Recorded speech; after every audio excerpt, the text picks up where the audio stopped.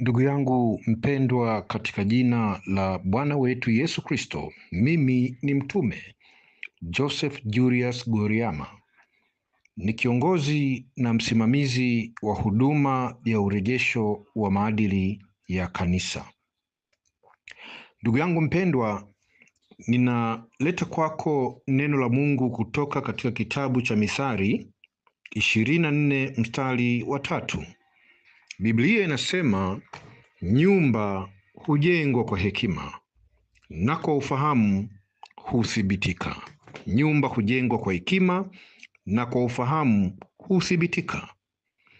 Ndugu yangu unayenisikiliza, nataka kwa muda mfupi kukushirikisha hekima ya Mungu ya ujenzi wa maisha ya Wakristo, na kwenda kuzungumza kwa habari ya hekima ya Mungu ya ujenzi wa maisha ya Wakristo.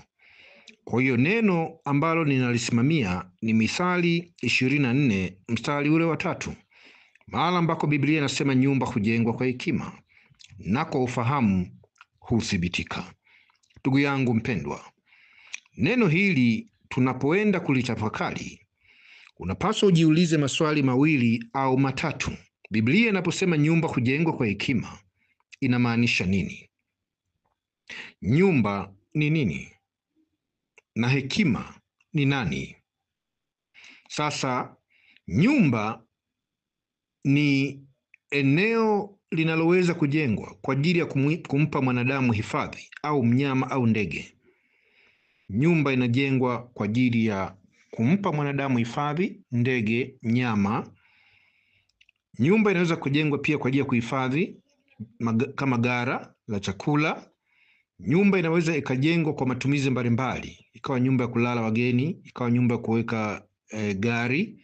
Kwa nyumba inaweza ikawa chochote kinachojengwa kwa kusudi la kuweza kuhifadhi, kutunza, kulinda na kutetea chombo, wanyama, wanadamu au hifadhi ya uumbaji wowote wa Mungu. Lakini Biblia inaposema nyumba hujengwa kwa hekima, nyumba inaweza ikawa ni maisha yako wewe mwanadamu unayenisikiliza. Nyumba inaweza ikawa ndoa yako kwa sababu inapaswa kujengwa. Nyumba inaweza ikawa familia au ukoo au kabila kwa sababu vyote hivyo vinapaswa kujengwa. Nyumba inaweza ikawa chama cha siasa, inaweza ikawa serikali, inaweza ikawa bunge. Nyumba inaweza ikawa mahakama kwa sababu vyote hivi vinapaswa kujengwa.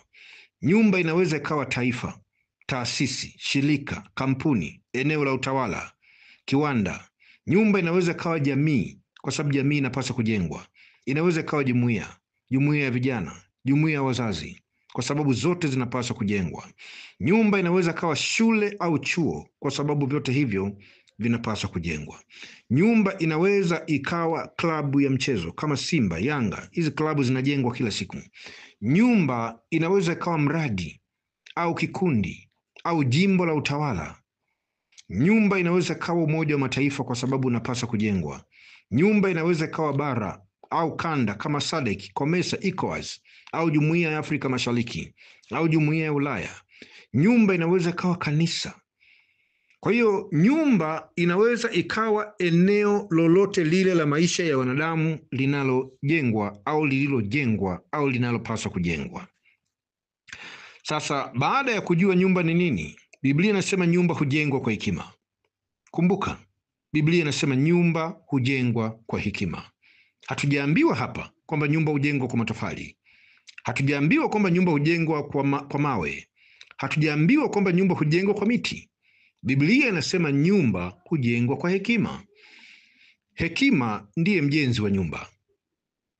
Hekima ndiye mjenzi wa nyumba. Kwa lugha nyingine, hekima ndiye inayopaswa kuongoza na kusimamia ujenzi wa kila eneo la maisha ya wanadamu. Ndugu zangu mnaonisikiliza, Mungu alipompa Suleimani jukumu la kujenga taifa la Israeli liwe na ustawi, maendeleo, maisha bora na mafanikio makubwa, alimwambia Suleimani, omba utakacho. Suleimani aliomba hekima ya kumuongoza na kumsimamia kuweza kutimiza kusudi la Mungu na maisha yake. Mtume Paulo kwenye Wakorinto 1 sura ya 3 mstari kuanzia wa 10 na kuendelea Anasema yeye kama mkuu wa wajenzi mwenye hekima aliweka msingi. Kilichomfanya Paulo kama mkuu wa wajenzi huweza kuweka msingi si chochote, bali ni hekima ambayo alijaliwa na Mwenyezi Mungu. Ndugu yangu unayenisikiliza, kwa lugha nyingine, kwa andiko hili, nyumba hujengwa kwa hekima. Kama hekima ndiye mjenzi, kama hekima ndiyo mjenzi, maana yake hekima ni mkandarasi wa ujenzi wa kila eneo la maisha ya wanadamu. Hekima ni mjenzi mkuu mwenye jukumu la kuongoza na kusimamia ujenzi wa maisha ya mwanadamu, ujenzi wa ndoa, ujenzi wa familia, ujenzi wa ukoo, ujenzi wa kabila, ujenzi wa chama cha siasa. Hekima ni kiongozi na msimamizi wa ujenzi wa serikali, wa ujenzi wa bunge, mahakama, wa ujenzi wa kanisa la Bwana wetu Yesu. Hekima ni kiongozi na msimamizi wa ujenzi wa dini, ujenzi wa dhehebu, ujenzi wa huduma, ujenzi wa kikundi. Hekima ni kiongozi na msimamizi wa ujenzi wa jamii na jumuiya, rika na jinsia, shule na chuo. Hekima ni mjenzi mkuu, ni mkandarasi. Hekima ni mkandarasi wa ujenzi wa Umoja wa Mataifa, wa ujenzi wa bara la Afrika, wa ujenzi wa kanda kama SADC, COMESA, ECOWAS au Jumuiya ya Afrika Mashariki. Kwa hiyo unaweza ukaona hekima ni mjenzi mkuu wa ujenzi wa kila eneo la maisha ya wanadamu.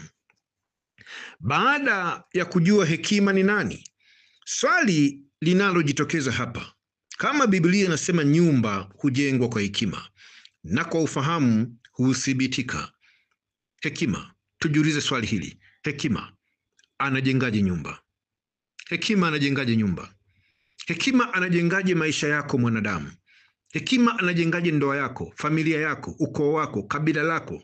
Hekima anajengaje serikali ya taifa lako? Hekima anajengaje chama chako cha siasa? Hekima anajengaje dini yako? Anajengaje dhehebu lako? Anajengaje huduma yako? Hekima anajengaje Umoja wa Mataifa? Anajengaje bara la Afrika? Anajengaje Jumuiya ya Afrika Mashariki? Anajengaje klabu ya mchezo? Anajengaje rika na jinsia? Hilo ndio swali ambalo nataka sasa tuweze kujiuliza na kulichambua.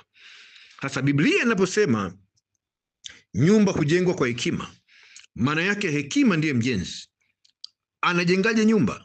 Tuangalie nyumba za kawaida zinavyojengwa kwa hekima. Ndugu yangu mpendwa unayenisikiliza, ukitaka kujenga nyumba lazima ujue na kuzingatia utaratibu ufuatao.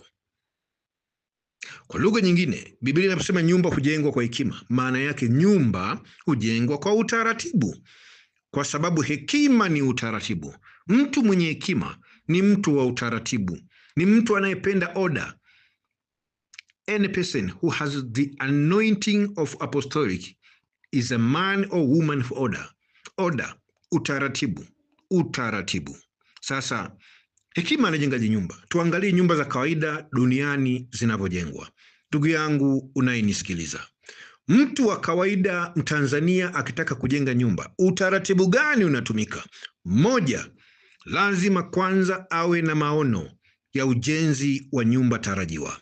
Maono ni picha halisi ya jinsi nyumba itakavyoonekana ikikamilika kujengwa, itakavyoonekana ndani na nje ya hiyo nyumba. That is vision. How the house will look like at the end. That is a vision. Maono ni picha kamili ya nyumba inayotarajiwa kujengwa itakavyoonekana mara baada ya kukamilika ndani na nje. Sasa ukishajua vizuri maono yako, unamtafuta mtu anayeitwa mchora ramani. Mchora ramani. Lazima ramani icholwe. Ramani ni mwongozo unaopaswa kutumika katika ujenzi wa hiyo nyumba. Ramani ni mwongozo unaopaswa kutumika katika ujenzi wa hiyo nyumba. Baada ya ramani kupatikana, lazima pawepo na kiwanja. Kiwanja ni mahala ambako jengo litasimama. Kiwanja kikipatikana, lazima pawepo na malighafi, raw materials. Malighafi ni vile vitu vyote vitakavyotumika kwenye ujenzi, kama bati, matofali, simenti, kokoto, maji, majembe, madirisha, milango, tiles, kila kitakachotumika kwenye ujenzi wa hiyo nyumba kinaitwa raw materials. Baada ya raw materials kupatikana, namba 5, lazima apatikane mwanadamu wa kuwaongoza wengine na kuwasimamia wengine katika ujenzi wa hiyo nyumba. Lazima apatikane fundi kiongozi, mjenzi mkuu. Baada ya kupatikana huyu fundi atakayewaongoza na kuwasimamia wengine, huyu fundi ambaye ni mtaalamu wa kutafsiri ramani na kuwaongoza wengine na kuwasimamia kwenye ujenzi. Namba 6, kwenye ujenzi wanahitajika vibarua watakaoshirikiana na mjenzi mkuu katika ujenzi wa hiyo nyumba. Vibarua wana jukumu la kujiunganisha na mjenzi mkuu, wana jukumu la pili la kumnyenyekea, wana jukumu la 3 la kumtii. Wakishirikiana naye kwa namna hiyo, ujenzi wa nyumba utamalizika. Namba 7, kwenye ujenzi wa nyumba panahitajika wakati. Wazungu wanasema time frame. Nyumba itajengwa kwa muda gani? Mwezi mmoja, wiki moja, siku ngapi, mwaka? Lazima pawepo na makubaliano ya wakati utakaotumika kujenga hiyo nyumba, kama raw materials zote zipo na fedha waliokubaliana mwenye nyumba na mjenzi mkuu kama inapatikana kwa wakati. Ndugu yangu unayenisikiliza, hivyo ndivyo nyumba za kawaida tunazoishi ndani yake. Hata hiyo nyumba ambayo unaishi ndani yake imejengwa kwa utaratibu huo. Alikuwepo mtu mwenye maono, ramani ikachorwa, kiwanja kikapatikana, malighafi zikawepo, mjenzi mkuu akapatikana, vibarua wakawepo, wakati ukatumika kujenga hiyo nyumba ambayo wewe unayenisikiliza upo ndani ya hiyo nyumba. Sasa sisi wanadamu tunajenga nyumba kwa kutumia hekima hiyo tuliojaliwa na Mungu. Ukitaka kujenga nyumba lazima kwanza uwe na maono. 2, lazima uwe na ramani. 3, lazima uwe na kiwanja. 4, lazima uwe na malighafi. 5, lazima uwepo mjenzi mkuu. 6, lazima uwepo vibarua. 7, lazima pawepo na wakati. Mambo haya 7 ndiyo yanayoweza kufanya nyumba ianze kujengwa na kukamilika. Ndugu yangu unayenisikiliza, hivyo ndivyo tunavyojenga sisi wanadamu nyumba za kawaida. Sasa twende kwenye mambo ya Mwenyezi Mungu. Ndugu yangu mpendwa, Mungu ndiye mwasisi wa maisha ya mwanadamu. Mungu ndiye mwasisi wa ndoa, wa familia, mwasisi wa ukoo, mwasisi wa kabila. Mungu ni mwasisi wa chama cha siasa, mwasisi wa serikali, mwasisi wa bunge, mwasisi wa mahakama, mwasisi wa kila taifa. Mungu ndiye mwasisi wa taasisi, shirika, kampuni, kiwanda. Mungu ni mwasisi wa jamii na jumuiya. Mungu ni mwasisi wa rika na jinsia. Mungu ni mwasisi wa shule na chuo. Mungu ni mwasisi wa dini, ni mwasisi wa huduma, ni mwasisi wa dhehebu. Mungu anatumia wanadamu kuanzisha mpaka klabu za michezo. Mungu ni mwasisi wa Umoja wa Mataifa kupitia wanadamu. Ni mwasisi wa bara la Afrika. Mungu ni mwasisi. Mungu ni mwasisi wa kanda kupitia wanadamu kama SADC, COMESA, ECOWAS, Jumuiya ya Afrika Mashariki, Jumuiya ya Ulaya. Kwa hiyo unaweza ukaona haya maeneo ambayo ninayataja, Mungu ndiyo mwasisi wa haya maeneo kwa kutumia wanadamu. Sasa nisikilize. Swali la kujiuliza hapa, kama Mungu ndi Mungu mwenye hekima zote, Mungu ni Mungu mwenye hekima zote, maarifa yote, ufahamu wote, uweza wote, uchaji wote, shauri na ufunuo. Mungu ni Mungu. Sasa jiulize, unataka kuniambia ya kwamba Mungu kama ndio mwasisi wa maisha ya mwanadamu, kweli angeweza kuanzisha maisha ya mwanadamu kama alikuwa hana maono ya ujenzi wa maisha ya mwanadamu? Kama alikuwa hana ramani ya ujenzi wa maisha ya mwanadamu? Kama alikuwa hana kiwanja cha ujenzi wa maisha ya mwanadamu? Je, Mungu angewezaje kuanzisha maisha ya mwanadamu kama alikuwa hana malighafi, raw materials za kujenga maisha ya mwanadamu? Je, Mungu angeweza kuanzisha mwanadamu kama hana mjenzi mkuu wa kuongoza na kusimamia ujenzi wa maisha ya mwanadamu? Ni nani kibarua wa Mungu wa ujenzi wa maisha ya mwanadamu? Na je, Mungu si hutumia wakati katika kujenga maisha ya mwanadamu? Nataka ufahamu ya kwamba Mungu mwenye hekima ndiye aliyeanzisha ndoa. Unataka kuniambia Mungu angeanzisha ndoa bila kuwa na maono ya ujenzi wa ndoa, bila kuwa na ramani ya ujenzi wa ndoa, bila kuwa na kiwanja cha ujenzi wa ndoa, bila kuwa na malighafi za ujenzi wa ndoa? Nataka kuniambia Mungu angeweza kuanzisha ndoa bila kuwa na mjenzi mkuu wa kuongoza na kusimamia ujenzi wa ndoa duniani? Ni nani vibarua wa Mungu wa ujenzi wa ndoa? Na wakati wa Mungu wa ujenzi wa ndoa ni upi? Ndugu yangu unayenisikiliza, Mungu ndiye mwasisi wa kanisa. Asingeweza kuanzisha kanisa bila hekima. Mungu alitumia hekima yake kuanzisha kanisa. Hivyo basi, unapaswa kuelewa ya kwamba Mungu anayo maono ya ujenzi wa kanisa. Anayo ramani ya ujenzi wa kanisa. Anacho kiwanja cha ujenzi wa kanisa. Mungu ana malighafi za ujenzi wa kanisa. Mungu ana mjenzi mkuu mwenye jukumu la kuongoza na kusimamia ujenzi wa kanisa lote duniani. Mungu anao vibarua anaoshirikiana nao katika kujenga kanisa lake, na Mungu anao wakati wa ujenzi wa kanisa lake. Ndugu yangu unayenisikiliza, kusoma kwenye kitabu cha Matendo ya Mitume 17 mstari wa 26, Biblia inasema kutoka katika mtu mmoja Mungu alifanya watu wa kila taifa. Alifanya watu wa kila taifa. Mungu ndiye mwasisi wa kila taifa. Asingeweza kuanzisha taifa la wanadamu kama alikuwa hana maono ya ujenzi wa taifa, kama alikuwa hana ramani ya ujenzi wa taifa, kama alikuwa hana kiwanja cha ujenzi wa taifa, kama alikuwa hana malighafi za ujenzi wa taifa. Mungu asingeweza kuanzisha taifa kama alikuwa hana mjenzi mkuu wa kuongoza na kusimamia ujenzi wa taifa, kama alikuwa hana vibarua wa ujenzi wa taifa, na kama alikuwa hana wakati wa kuutumia katika kujenga taifa. Ndugu yangu unayenisikiliza, nafunua kwako hekima ya Mungu, ili kama roho ya ujinga iko ndani yako leo hii, Mungu akupe hekima uweze kumtumikia Mungu kwa hekima. Sikiliza nikuambie, Mungu ndiye mwasisi wa Wakristo duniani. Wawe ni Wakristo wa Katoliki, wa Protestant, wa Pentekoste, wa Assemblies, Wakristo wote duniani, Mungu ndiye chanzo chao. Sikiliza, kabla Mungu hajaanzisha maisha ya Wakristo duniani, Mungu alikuwa na maono ya ujenzi wa maisha ya Wakristo duniani. Mungu ana maono ya ujenzi wa maisha ya Wakristo duniani. 2, Mungu ana ramani ya ujenzi wa maisha ya Wakristo duniani. 3, Mungu anacho kiwanja anachokitumia kujenga maisha ya Wakristo duniani. Mungu ana kiwanja. Namba 4, napenda kukujulisha ya kwamba Mungu anazo malighafi anazotaka ziendelee kutumika katika kujenga maisha ya Wakristo duniani.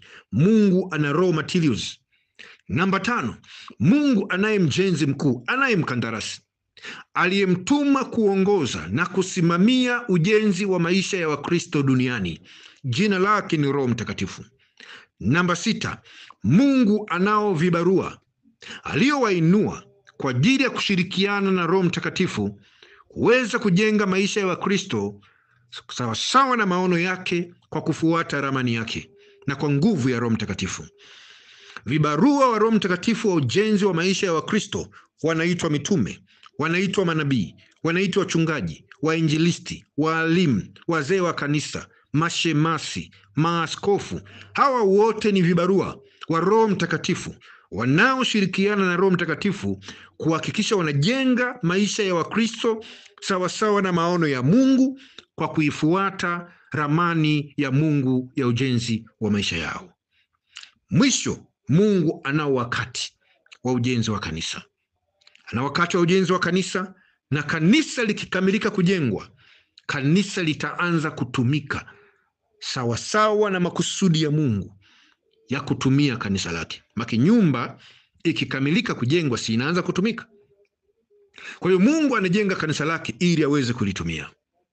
Sasa nisikilize, kama wewe ni mtumishi wa Mungu, unamtumikia Mungu kujenga maisha ya Wakristo na kusii kwa huruma za Mungu aliye hai, tafuta kwanza kujua maono ya Mungu ya ujenzi wa maisha ya Wakristo duniani. Maono ya Mungu ya ujenzi wa maisha ya Wakristo ni mamoja tu duniani. Uwe Tanzania, uwe Zambia, uwe Marekani, uwe Urusi, uwe Uingereza, uwe popote duniani, maono ya Mungu ya ujenzi wa maisha ya Wakristo ni mamoja tu. Yanapatikana kwenye Warumi 8 mstari wa 29. Biblia inasema, maana wale aliowajua tangu asili aliwachagua tangu asili wafananishwe na mfano wa mwanaye. Wakristo wote Mungu aliwajua tangu asili na aliwachagua tangu asili wao Wakristo, lakini lengo lake lilikuwa wafananishwe na mfano wa mwana wa Mungu Yesu katika maisha yao ya Kikristo. Wafananishwe na mfano wa Yesu katika mawazo wanayoyawaza, katika mtazamo wanaotazamia, katika maneno wanayoyaongea, katika matendo wanayoyatenda, katika muonekano wanaoonyesha, katika mahusiano wanayohusiana, katika maamuzi wanayoyafanya na katika misimamo wanayoisimamia. Kwa hiyo Mungu anayo maono ya ujenzi wa maisha ya Wakristo duniani. Kama wewe ni mtumishi wa Mungu unahubiri na kufundisha, hakikisha watu unaowahubiria na kuwafundisha mwisho wa siku maisha yao yanafananishwa na mfano wa maisha aliyoyaishi Yesu Kristo Bwana wetu alipokuwepo hapa duniani. Sikiliza, Mungu anayo ramani ya ujenzi wa maisha ya Wakristo duniani. Sikiliza nikwambie historia kidogo. Wakati Mungu anataka wana wanaofananishwa na mfano wa Yesu, duniani walikuwa hawapo. Ilikuwa ni vigumu kwa sababu watu walikuwa hawamjui Yesu. Hivyo ilikuwa ni ngumu kwao kumuiga Yesu wasiyemjua. Kwa hiyo Mungu akamtuma Yesu kuja duniani, kuja kuyaishi maisha yake ambayo anataka watu wayaige ili wafananishwe na mfano wake. Kwa hiyo Yesu miaka 2025 iliyopita alikuja duniani kuchora ramani ya ukombozi, ya utakatifu, ya ushindi. Alikuja kuweka mwongozo wa wokovu, utakatifu na ushindi. Alikuja kuchora ramani ya ukombozi, utakatifu na ushindi. Ramani ya Mungu ya ujenzi wa maisha ya Wakristo ni maisha aliyoyaishi Yesu Kristo alipokuwepo hapa duniani, yanayoonekana kwenye Mathayo, Marko, Luka na Yohana. Maisha ya Yesu ndiyo ramani ya Mungu ya ukombozi wangu na wako, ya utakatifu wangu na wako, ya ushindi wangu na wako. Maisha ya Yesu ndio mwongozo tuliopewa na Mungu, tunaopaswa kuufuata ili mwisho wa siku maisha yetu yafikie malengo ya Mungu ya kufananishwa na mfano wa Yesu. Yesu akaja akachora ramani ya ukombozi, utakatifu na ushindi, akamaliza msalabani kazi, akasema, Baba, kazi ulionituma kuifanya nimekwisha kuimaliza. Sasa narudi kwako Baba mtakatifu. Unitukuze kwa utukufu ule niliokuwa nao kabla misingi ya ulimwengu hajaumbwa. Akatoa ripoti. Mungu akamwambia Yesu, nenda msalabani kamalizie kazi. Na alipokuwa msalabani akasema imekwisha. Kabla Yesu hajaondoka, alianza kumtambulisha mjenzi mkuu, mkandarasi. Alianza kumtambulisha Roho Mtakatifu, Roho wa uzima, Roho wa kweli, Roho wa Mungu. Akasema atakapokuja huyo atawaongoza, awatie kwenye kweli yote. Ndugu yangu unayenisikiliza, napenda kumtambulisha kwako Roho Mtakatifu, kwamba Roho Mtakatifu ndiye ametumwa duniani kama mkandarasi. Mkandarasi aliyetumwa kuja kuongoza na kusimamia ujenzi wa maisha ya Wakristo ili yaweze kufikia maono ya Mungu kwa kutumia ramani ya Mungu. Roho Mtakatifu ndiye kiongozi na msimamizi wa ujenzi wa maisha ya Wakristo duniani. Roho Mtakatifu ndiye mjenzi mkuu wa maisha ya Wakristo duniani.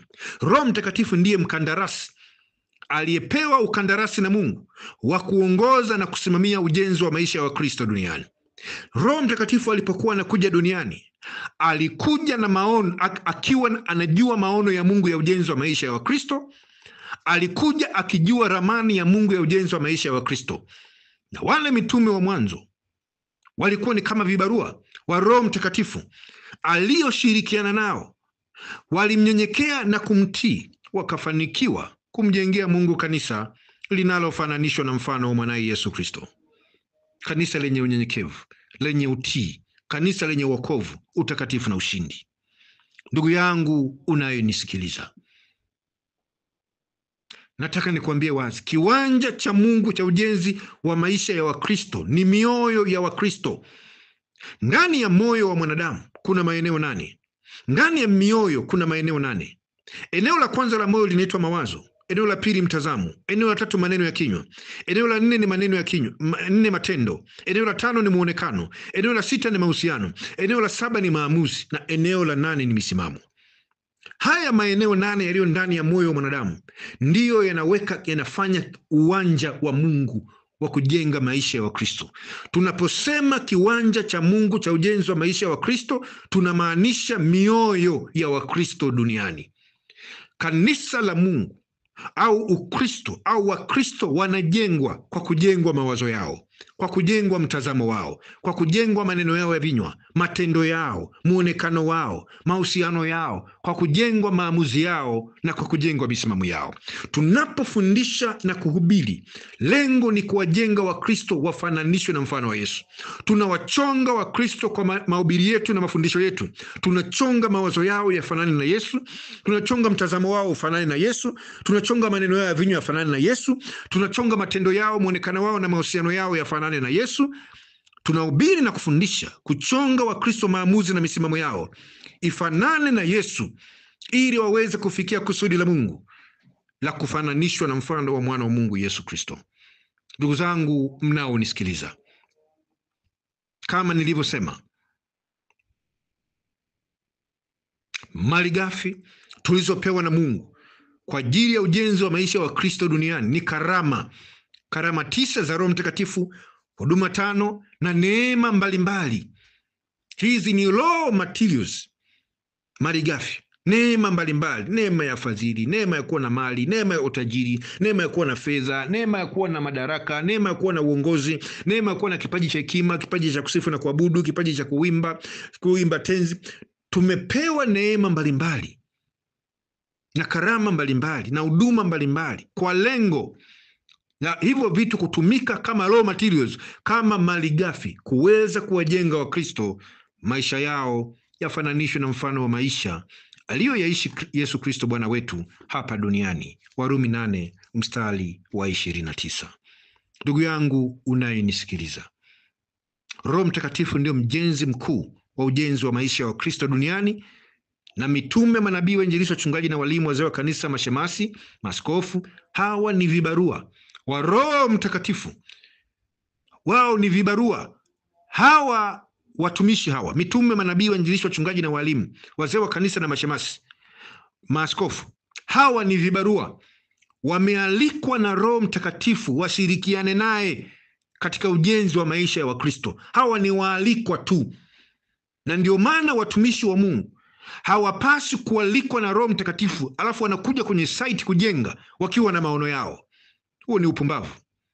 Mtumishi wa Mungu unapoitwa na Mungu, unakuja site utambue mambo matatu. Moja, Roho Mtakatifu ameshuka kutoka mbinguni, anajua maono ya Mungu ya ujenzi wa maisha ya Wakristo kuliko wewe. Wewe ni kibarua tu. Kibarua huwezi ukawa na maono.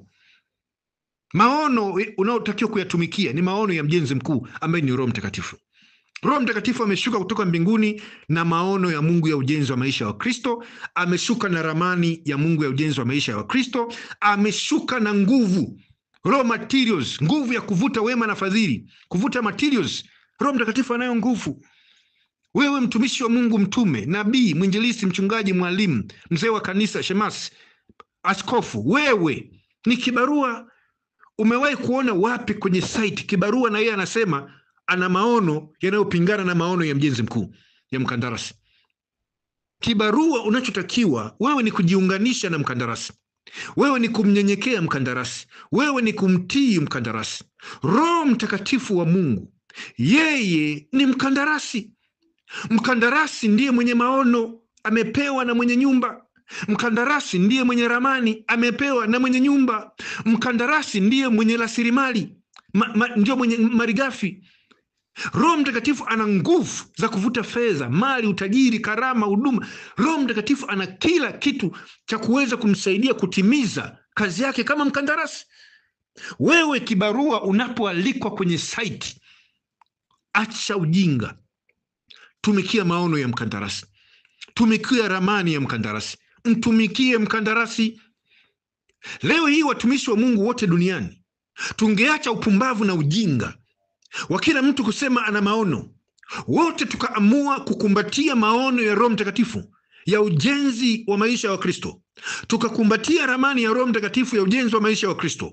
Tukamkumbatia Roho Mtakatifu mjenzi mkuu wa ujenzi wa maisha ya Wakristo. Sikiliza, maono ya Mungu yana uwezo wa kutuunganisha watumishi, kwa sababu maono ya Mungu yanapanda ndani ya watumishi tumaini moja. Wote tunakuwa na tarajio moja, tumaini moja la kumjengea Mungu kanisa linalofananishwa na mfano wa mwana wa Mungu Yesu Kristo. Warumi 8 mstari wa 29. Watumishi wote wa Mungu tukiamua kutumikia ramani ya Mungu ya ujenzi wa maisha ya Wakristo. Ramani ndio chimbuko la imani. Huwezi ukaitumia ramani kama huiamini. Kwa hiyo ramani ya Mungu ya ujenzi wa maisha yetu wa Kristo ni Yesu. Maisha ya Yesu ndiye ramani yetu, na ndio maana Yesu anastahili kuaminiwa. Kumwamini Yesu ni kuamini mawazo yake, mtazamo wake, maneno yake, matendo yake, muonekano wake, mahusiano yake, maamuzi na misimamo yake. Kama unamwamini Yesu, utamtumikia Yesu. Utatumikia mawazo yake, utatumikia mtazamo wake, utatumikia maneno yake ya kinywa, matendo yake, muonekano wake, mahusiano yake, utatumikia maamuzi na misimamo yake. Yesu ndiye ramani ya Mungu ya ukombozi, utakatifu na ushindi. Sikiliza kwa makini. Roho Mtakatifu kama mkandarasi. Biblia inasema pendo la Mungu limemiminwa ndani yenu kwa njia ya Roho Mtakatifu. Ukimtumikia Roho Mtakatifu, watumishi wa Mungu wote sisi ambao ni vibarua, tukiamua wote kumtumikia Roho Mtakatifu, ataachilia nguvu yake ya upendo ndani yetu. Tutajikuta tunampenda Roho Mtakatifu, tutajikuta tunamwamini Yesu ambaye ndio ramani, na tutajikuta tunamtegemea Mungu ambaye ndio chimbuko wa maono. Chimbuko wa matumaini yetu ni Mungu Baba. Nasema hivi, nimetumwa na Mungu kufundisha na kuhubiri hekima ya Mungu duniani. Watumishi wa Mungu wa kweli mimi nawapima kwa mambo 7. Mtumishi wa Mungu wa kweli anayehubiri na kufundisha kwa lengo la kujenga maisha ya Wakristo. 1, mahubiri yake na mafundisho yake yatakuwa yenye lengo la kutumikia maono ya Mungu ya ujenzi wa maisha ya Wakristo. 2, mahubiri yake na mafundisho yake yatakuwa na lengo la kutumikia ramani ya Mungu ya ujenzi wa maisha ya Wakristo. 3, mahubiri na mafundisho yake yatakuwa na lengo la kukitumikia kiwanja cha Mungu cha ujenzi wa maisha ya Wakristo, ambayo ni mioyo ya Wakristo. Anatumikia mioyo ya Wakristo. Mtumishi wa Mungu wa kweli ni mtumishi wa mioyo ya Wakristo, ni mtumishi wa mawazo ya Wakristo, mtazamo wao, maneno yao, matendo yao, muonekano wao, maamuzi na misimamo yao. Mtumishi wa kweli wa Mungu anashughulika na maeneo haya 8. Anashughulika na mawazo ya Wakristo, mtazamo wao, maneno yao, matendo yao, muonekano wao, mahusiano yao, maamuzi na misimamo yao, kuibadilisha ili ifanane na ya Yesu. Namba 4, mtumishi wa Mungu wa kweli anatumia malighafi za Mungu za ujenzi wa maisha ya Wakristo. Anatumia neema ya Mungu, anatumia karama za Roho Mtakatifu, anatumia kila anachowezeshwa na Roho wa Bwana kuhakikisha anatimiza kile ambacho Roho wa Bwana anamuongoza na kumsimamia kukifanya. Lakini mtumishi wa Mungu lazima awe anamtumikia Roho Mtakatifu, mjenzi mkuu wa ujenzi wa maisha ya Wakristo. Lazima ajifunze kumnyenyekea Roho Mtakatifu. Mimi nikiona mtumishi wa Mungu hamnyenyekei Roho Mtakatifu, wakati Roho Mtakatifu ndio mjenzi mkuu. Mimi huwa natembea kwenye site, maeneo mbalimbali ambako watu wanajenga. Watu wanawanyenyekea wakandarasi, wanawanyenyekea kwa sababu ndio wamewapa ajira. Mtu anapata mshahara mwisho wa mwezi kwa sababu mkandarasi amemwajiri. Mjenzi mkuu anapewa site kujenga au kujenga barabara, vibarua wanajitokeza wengi, yeye anachagua. Ukichaguliwa ni neema. Wenzako wengi hawana ajira, wenzako wengi wako nyumbani hawana kazi. Mimi huwa nawaangalia vibarua wanavyohangaika kuomba kazi ya kujenga barabara, kujenga majengo. Sasa Roho Mtakatifu amekuchagua wewe mtumishi kama kibarua wake. Unapaswa kumnyenyekea Roho Mtakatifu kwa sababu ana uwezo wa kukufukuza kazi. Anaweza kaondoa neema yake katika maisha yako, ukabaki mtu wa stori tu. Lakini jambo lingine, wewe mtumishi unayenisikiliza, nataka utambue ya kwamba wewe ni kibarua tu wa Roho Mtakatifu. Unalo jukumu la kujiunganisha na Roho Mtakatifu, kujibembeleza kwa Roho Mtakatifu, kujipendekeza kwa Roho Mtakatifu. Kama unataka kujipendekeza, usijipendekeze kwa wanadamu. Jipendekeze kwa Roho Mtakatifu, kwa sababu yeye ndiye mwenye jukumu, yeye ndio mkandarasi. Ukijipendekeza kwa Roho Mtakatifu, atakupa kazi, atakupa neema, atakupa uwezesho, utakuwa mtumishi wa tofauti. Lakini jambo la pili, jinyenyekeze kwa Roho Mtakatifu. Jambo la tatu, mtii Roho Mtakatifu. Roho wa Bwana ndiye mkandarasi wako wewe mtumishi. Bila Roho Mtakatifu hufiki kokote. Utakuwa ni mtumishi wa maneno mengi. Hamna matendo, hamna nguvu za Mungu, hamna udhihirisho. Utakuwa umejaa udini na udhaibu tu. Watu watakuchoka. hawatakuwa na kusikiliza, hawatafuata mwelekeo wako, hawatakuwa na amani na wewe. Watu hawatakunyenyekea kama umnyenyekee Roho wa Bwana. Watu hawatakutii kama wewe mwenyewe umtii Roho wa Bwana. Watumishi wa Mungu, sisi ni vibarua. Mimi mtume Joseph Julius Goriama, mimi ni kibarua wa Roho Mtakatifu. Najipendekeza kwake kila siku. Kila siku namwambia Roho Mtakatifu, na kuomba Roho Mtakatifu uje katika maisha yangu. Namwambia kila siku, nimekubali, nitumie kama chombo chako. Nakubali kuwa kibarua wako. Nakubali mawazo yako Roho wa Bwana. Nakubali kutumikia mawazo yako Roho wa Bwana. Huwa namwambia hivyo. Nakubali kutumikia mawazo yako, mtazamo wako, maneno yako ya kinywa. Nakubali kutumikia matendo yako Roho wa Bwana, muonekano wako, mahusiano yako. Nakubali kutumikia maamuzi yako na misimamo yako Roho wa Bwana. Mimi kama kibarua sipaswi kujitumikia. Napaswa kutumikia mawazo ya yule aliyeniita kwenye site. Napaswa kutumikia mtazamo wake, maneno yake aliyenialika kwenye site. Napaswa kutumikia matendo, muonekano na mahusiano ya huyu aliyenialika kwenye site anaitwa Roho wa Bwana. Napaswa kutumikia maamuzi na misimamo ya Roho wa Bwana ambao ni sambamba na ramani ya Mungu ya ujenzi wa maisha wa Kristo. Ndugu zangu wapendwa, wakati wa Roho Mtakatifu kujenga maisha ya Wakristo yarudi kufananishwa na mfano wa maisha ya Yesu, wakati ni sasa. Wakati ni sasa, watumishi wa Mungu. Naomba mtumishi wa Mungu utakayepata ujumbe huu na kuomba mambo matatu. Namba 1, tafuta kuyajua kwa ufasaha maono ya Mungu ya ujenzi wa maisha ya Wakristo, ili mahubiri yako na mafundisho yako yalenge kumjengea Mungu kanisa sawasawa na maono yake. 2, tafuta kujua ramani ya Mungu ya ujenzi wa maisha ya Wakristo. Tafuta kumjua Yesu. Tafuta kujua mawazo yake, mtazamo wake, maneno yake Yesu, matendo ya Yesu, muonekano wa Yesu, mahusiano ya Yesu, maamuzi na misimamo ya Yesu. Kwa sababu katika ujenzi wa maisha wa Kristo unapaswa kutumikia ramani ya Mungu ya ujenzi wa maisha ya Wakristo. Kwa lugha nyingine, unapaswa kutumikia mawazo ya Bwana wetu. Unapaswa kutumikia mawazo ya Yesu, mtazamo wa Yesu, maneno ya Yesu, matendo, muonekano, mahusiano, maamuzi na misimamo. Mtumishi wa Mungu wa kweli, awe ni mtume, nabii, mwinjilisti, mchungaji, mwalimu, mzee wa kanisa, shemasi, askofu, mtumishi wa Mungu wa kweli anatumikia mawazo ya Yesu, sio anatumikia mawazo yake. Anatumikia mtazamo wa Yesu, anatumikia maneno ya kinywa cha Yesu, anatumikia matendo ya Yesu, muonekano wa Yesu, mahusiano ya Yesu, anatumikia maamuzi ya Yesu na misimamo ya Yesu, sio anajitumikia. Shame upon those servants ambao wanajidai ni watumishi wa Mungu wakati wanatumikia mawazo yao wenyewe, wanatumikia mitazamo yao wenyewe, wanatumikia maneno yao ya vinywa, matendo yao, muonekano wao, wanatumikia mahusiano yao, wanatumikia maamuzi yao na misimamo yao. Shame upon them. And glory to those servants of God wanaomtumikia Mungu kwa kutumikia mawazo ya Yesu, kwa kutumikia mtazamo wa Yesu, kwa kutumikia maneno ya kinywa cha Yesu, kwa kutumikia matendo ya Yesu, muonekano wa Yesu, mahusiano ya Yesu, kwa kutumikia maamuzi na misimamo ya Yesu.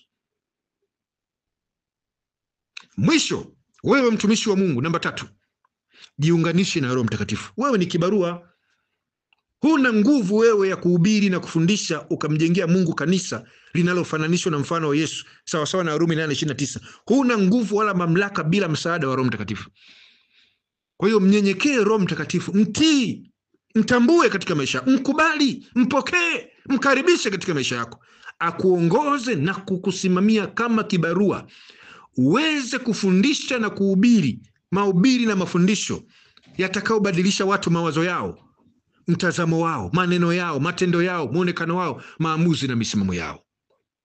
Ndugu yangu unayenisikiliza, narudia tena, mtumishi wa Mungu wa kweli, zingatia maono ya Mungu ya ujenzi wa maisha ya Wakristo. Zingatia ramani ya Mungu ya ujenzi wa maisha ya Wakristo. Zingatia mjenzi mkuu aliyetumwa na Mungu duniani kuja kuongoza na kusimamia ujenzi wa maisha ya Wakristo. Namba 4, zingatia kwamba wewe ni kibarua tu. Ni kibarua tu. Umealikwa na Roho Mtakatifu kwenye site. Hivyo mpokee Roho Mtakatifu, mkubali, jiunganishe naye, mnyenyekee, mtii, utafanikiwa. Utafanikiwa. La sivyo, ndugu yangu, utaondoka duniani, kazi unayofanya haitakuwa na maana, kwa sababu utakuwa ulishiriki kujenga maisha ya Wakristo kwa kuwapotoa. Wakristo wako walio chini yako watajikuta mwisho wa siku hawafananishwi na mfano wa Yesu, pengine wanafananishwa na mifano ya Bob Marley, Michael Jackson, wanafananishwa na mifano ya watu wa dunia hii. Ni aibu, ni hasara, lakini wao utaokolewa kwa moto, lakini kazi yako itateketea. Mtumishi wa Mungu, mimi ni mtume, nimetumwa na Mungu kusema maneno haya kwako. Yazingatie. Namuomba Mungu Roho Mtakatifu ayape kibali maneno haya yaweze kuwa sababu la utumishi wako kubadilika na kwenda kwenye viwango vingine.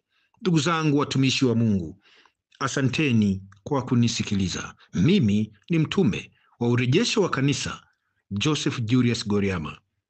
Asanteni kwa kunisikiliza. Napatikana kwenye namba 0710441621. Nitarudia 0710441621. Asanteni kwa kunisikiliza.